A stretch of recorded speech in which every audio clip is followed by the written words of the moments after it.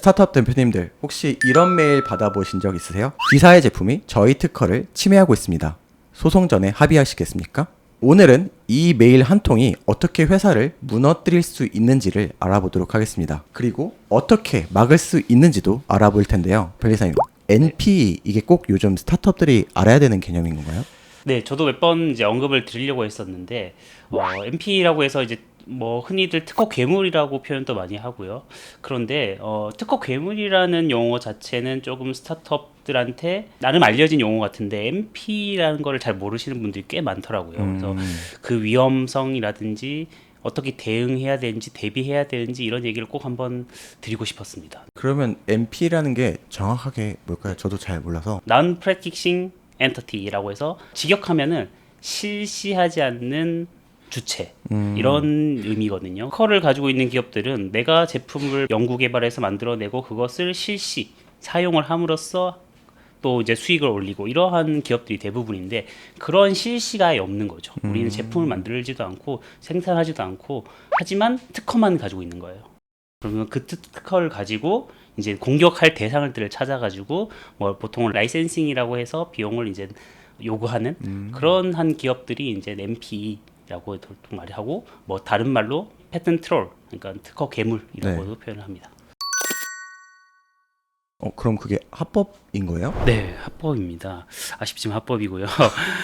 특허권이라는 거는 재산권이기 때문에 뭐 사고 팔고 하는 것들이 이제 소유자의 자유에 의해서 이루어지는 게 맞고요. 하지만 이제 비판받는 것은 그 비즈니스 모델이라고 보시면 될 것 같아요. 특허법이라는 것에 만들어진 취지는 이제 발명을 보호하겠다라는 것이 큰데 이런 MP들은 발명 보호의 목적보다는 사익을 위해서 그리고 또 어떤 소송 구조의 소송 비용의 비대칭을 좀 이용해 가지고 본인들의 수익을 올리는 그런 좀 비즈니스 모델을 가지고 있어서 그게 조금 이제 비판의 대상이 되지 않나라고 생각이 듭니다. 네. 소송 비용의 비대칭이라는 게 어떤 말씀이신지 조금 더 자세히 말씀해 주실 수 있을까요? 네. 소송 비용의 비대칭이라는 것은 이제 보통 이제 MP들이 소송을 하는 이제 국가가 대부분 미국이에요. 미국에서 소송을 하는데 얼마의 비용이 든다고 생각하시나요? 글쎄요, 어느 정도 될까요? 뭐 엄청 케바케라서 다르긴 하겠지만 적어도 뭐 10만 달러부터 시작을 하는 것 같아요. 그래서 네. 많게는 뭐 몇백만 달러까지 가는데 한국 돈으로 환산하자면은 뭐 적게는 1, 2억부터 네. 많게는 뭐 몇십억, 뭐 몇백억, 뭐 대기업 간의 소송에서는 뭐 몇 조 단위, 몇 조의 이런 단위로 소송이 이루어지는 곳이 미국이다 보니까 그런 부담감을 이제 스타트업이 가져가야 되는 거죠. 근데 MP 입장에서는 어떠냐? MP들은 실시를 하고 있는 곳이 아니에요. 네. 아까 말했지만 실시하고 있는 게 아니고 그냥 특허들을 매입해서 매입하는 비용은 들겠지만 그 매입하고 본인들이 보통 대부분의 뭐 변호사들도 다 고용을 하고 있기 때문에 직접 소송을 하게 될 거고 그 소송이 들어가는 비용이 아주 적다는 거죠. 그냥 소송을 이렇게 막 남발을 해버리고 거기서 한두 개 이제 얻어 걸리는 그렇기 때문에 그 상대방 피고의 입장에서는 이제 많게는 몇백만 달러까지 생각을 해야 되는 그 소송 비용의 비대칭을 이제 말씀드린 겁니다. 그럼 지금까지 들어봤을 때는 뭔가 대기업들 간에 뭔가 이런 있는 소송 같은 느낌인데 스타트업들이 타깃이 되는 거예요? 조금 많이 알려지지 않은 부분이라고도 볼 수 있을 것 같은데요. 세간에 알려지기로는 뭐 삼성, 애플 이런 데에 MP 소송 피소를 당했다 이런 기사들도 나오고 해서 대부분 이제 MP는 이제 대기업을 상대로 뭔가 어떤 소송을 한다라고 좀 그런 인식이 좀 있긴 해요. 하지만 실제 데이터 상에서는 과반수가 이제 중소기업을 타깃으로 하는 거고 뭐 워낙 그런 소송의 비용 차이가 많이 나고 또 이슈화 되는 게 대기업이라서 그렇지 실질적으로는 스타트업들이 피해를 보는 사례가 꽤 많습니다. 더군다나 이제 대기업 같은 경우는 그런 것을 대비해서 전담 팀이 다 갖춰져 있어요. 법무팀, 뭐 지식재산권 팀, 뭐 해서 다 MP 대응 어떤 그런 매뉴얼 다 가지고 있지만 스타트업은 그런 게 전혀 없기 때문에 한 번 당하면 훨씬 더 많은 큰 피해, 뭐 심지어는 폐업을 하게 되는 경우도 상당히 있다고 볼 수 있습니다. 왜 이런 약한 스타트업들을 노리는 걸까요? 스타트업은 이거를 대응을 할 수 있는 어떤 여력이 없어요. 기본적으로는 시간적인 어떤 여유나 뭐 자금적인 여유 그리고 뭐 아까 말씀드렸던 인력 전담팀 네. 이런 게 전혀 없다 보니까 일단 당하면은 바로 이렇게 기법하는 경우가 많죠. 그러니까 이 MP 입장에서는 대기업은 일단 속가는 크지만 길게 가야 되는 거고, 이거는 바로바로 탁탁 치고 빠질 수 있는 어떤 게릴라 전투가 가능한 그런 영역이기 때문에 어떤 먹잇감이 될 수도 있는 거고, 네. 두 번째 같은 경우는 MP가 이제 자금의 흐름을 좀 보거든요. 그래서 당연히 스타트업이라고 아무 스타트업을 걸진 않아요. 스타트업은 기본적으로 돈이 없다는 걸 알기 때문에. 네. 하지만 스타트업들은 이제 뭐 투자 라운드라는 게 있고, 그 투자 라운드가 잘 성공하게 되면은 이게 공개되고 뭐 기사거리가 나오잖아요.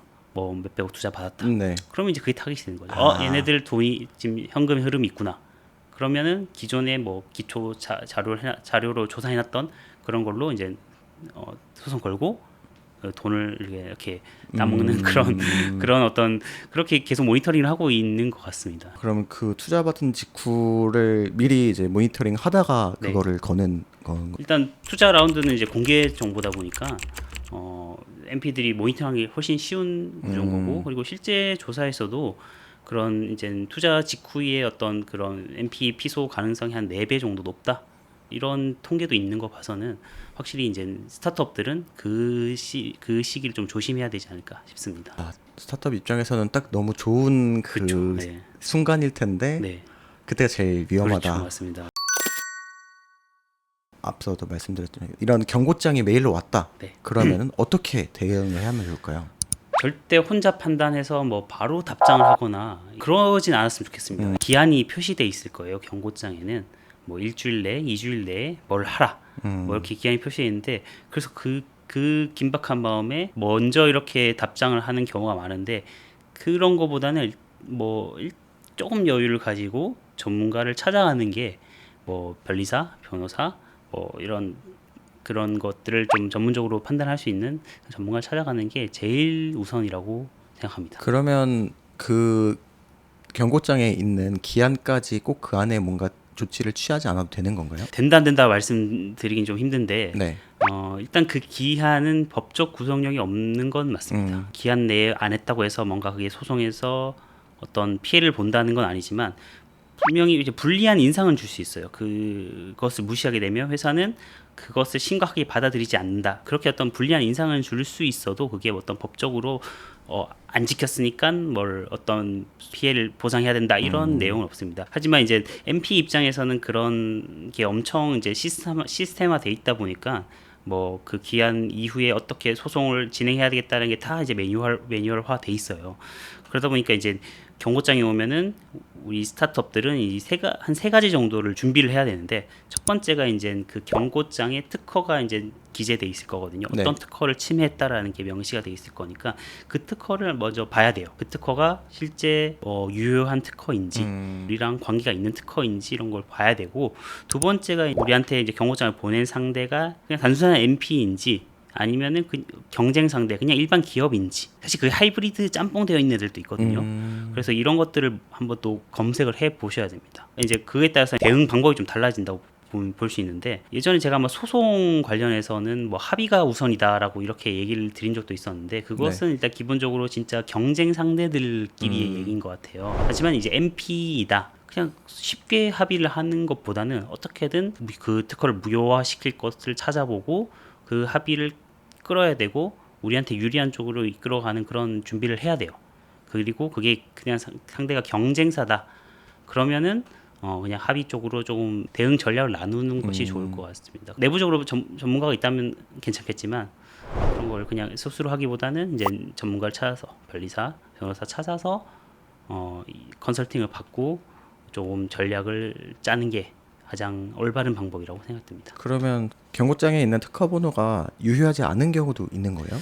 특허 번호가 유효하지 않은 경우는 사실 없죠. 네. 네, 특허 번호는 뭐 MP가 없는 특허를 가지고 하는 거는 그런 경우는 없고, 네. 하지만 우리 제품이 그 특허에 침해가 되는지 안 되는지 이런 것들을 좀 봐야 될 필요가 있어요. 약간의 관계는 있지만 실질적으로 따져보면은 침해가 되지 않는 그러한 특허로 공격하는 경우도 있다 보니까, 네. 그래서 이제 그 특허가 유효하냐 아니냐를 판단한다는 것은 실제 침해가 성립하느냐 안 하느냐를 판단하는 그런 절차라고 보시면 될 것 같습니다.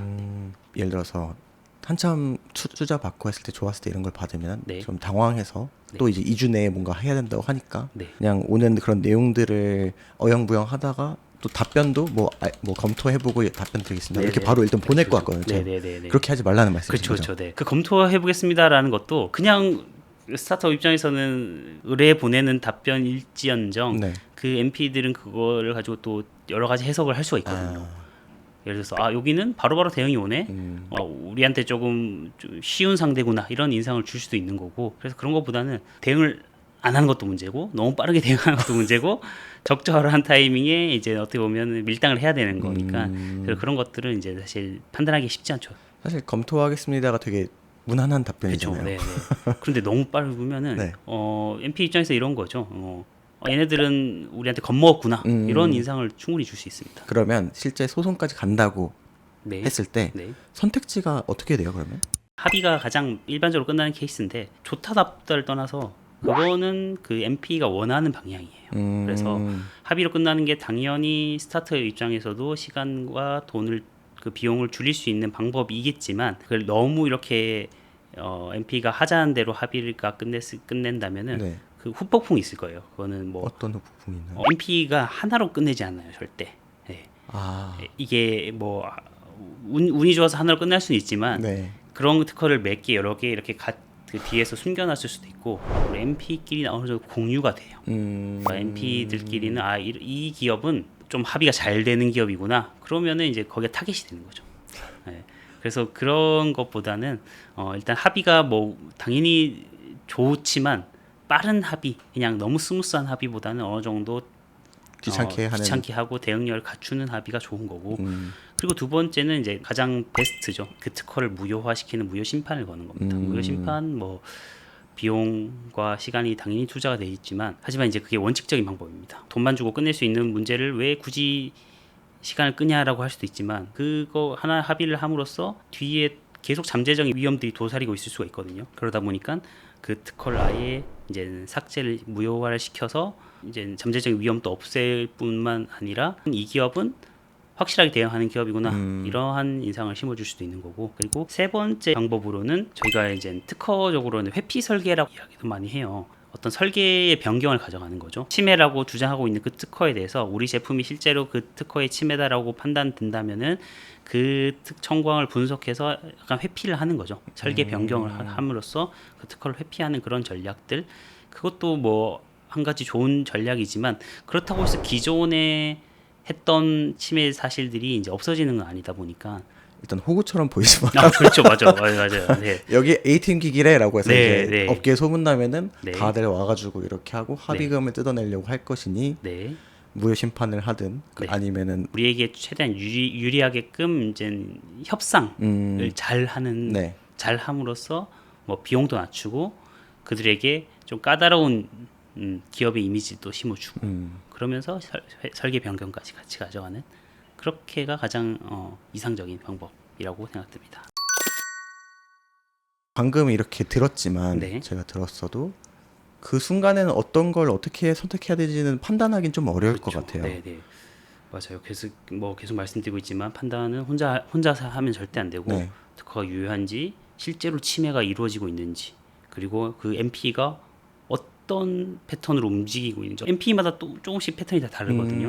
그래서 어떠한 MP인지 이런 것들 다 파악해야 되고 그래서 이제 그 특허에 대한 사실 전문가가 필요한 거죠. 쉽지 않네요. 사업한다는 게.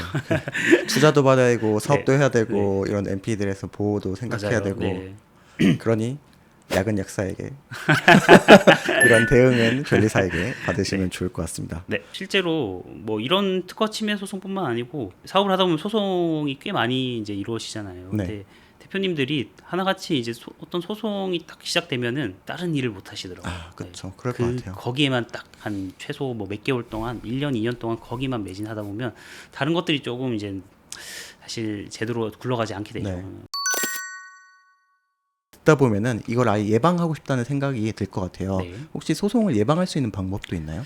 100% 예방한다라는 거 말할 수는 없지만 그래도 소송으로 이루어지는 것보다는 적은 비용으로 예방할 수 있는 것들이 크게 한 두 가지라고 볼 수 있을 것 같아요. 네. 뭐 첫 번째는 우리가 특허를 가지고 있는 거예요. 우리 기술에 대한 특허를 가지고 있는 것. 근데 뭐 오해할 수 있어요.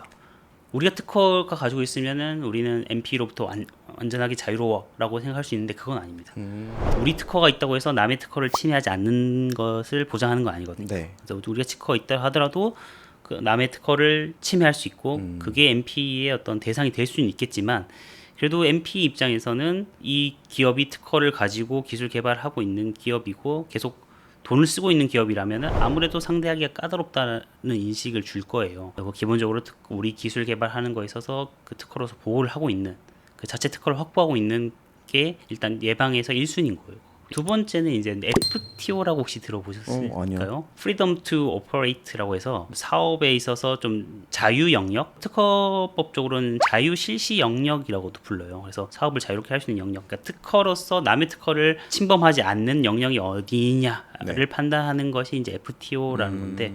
그게 꼭 필요한 거죠, 사실은. 네. 이게 이제 직접적인 어떤 MP의 대응 방안이 될 건데 이거에 대해서는 제가 나중에 한 번 더 좀 상세하게 설명을 좀 드려야 될 필요가 있어요. 좀 복잡한 개념도 있고 해서 하지만 우리가 어떤 사업을 실시하기 전에는 꼭 FTO 자유 실시 영역이라는 것이 어디인지를 먼저 판단을 해서 그 영역에 사업을 진출하는 것이 MP로부터 가장 직접적으로 예방할 수 있는 그런 대응 방법이라고 생각하시면 돼요. 이 FTO를 미리 파악할 수 있는 방법은 뭐 혼자 판단하기가 어렵죠. 어려울 것 네, 같아요. 일단 FTO라는 것은 변리사들한테도 꽤 어려운 영역이에요.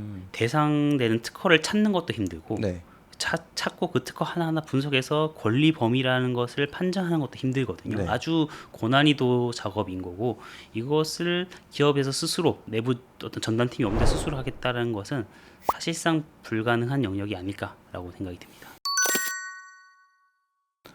계속 들으면 들을수록 사업하기가 너무 어렵습니다. 네. 이렇게 오늘 쭉 그 MP에 대해서 좀 다뤄봤는데요. 다시 한번 오늘 핵심에 대해서 좀 정리를 해주실 수 있을까요? MP는 어떻게든 소송으로 끌고 가는데 그 소송으로서 이기려는 기업은 아니고요. 네. 합의를 하려는 기업이에요. 합의금을 뽑아내려고 하다 보니까 우리가 거기에서 너무 이렇게 따라가주면 안 된다. 우리도 어떻게든 이제 대응을 하고 결과적으로 합의로 끝낼지언정 쉬운 이미지를 줘서는 안 된다라는 게 첫 번째 한번 정리할 내용이고 두 번째는 이제 대기업이 MP의 타겟이다라고 흔히들 생각하지만 스타트업이 훨씬 더 취약하다. 네. 특히 또 이제 현금 흐름이 있는 투자받은 직후 이때가 스타트업에게 취약한 단계다. 그때를 조심해라. 세 번째가 이제 경고장이 왔을 때 이것을 혼자 판단해서 빠르게 답장하거나 뭐 어떠한 조치를 취하는 것보다는 꼭 이제 변리사를 찾아가서 상담을 받고 대응 전략을 강구하라. 이 세 가지가 이번 편에서